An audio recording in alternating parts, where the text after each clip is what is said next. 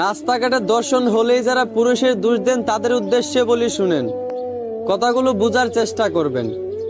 রাস্তার পাশে দোকানে ঝুলে থাকা এক একটা কলা মানুষ সম্মানের সাথে 10 থেকে 5 টাকা দিয়ে কিনে খায়।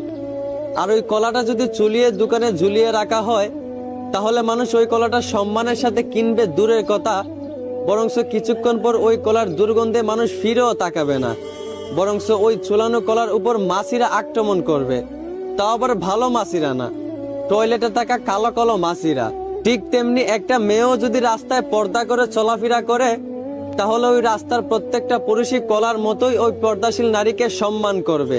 আর একটা মেয়ে যদি রাস্তায় বেপর্দায় খোলামেলা চলাফেরা করে তাহলে পুরুষ ওই বেপর্দা নারীকে সম্মান করবে দূরের কথা, ওই বেপর্দা নারীর দিকে পুরুষ ফিরেও তাকাবে না, বরঞ্চ ওই বেপর্দা নারীর ওপর ঝুলানো কলার মতোই রাস্তার কিছু বকাটে পুরুষটা ওই বেপর্দা নারীর উপর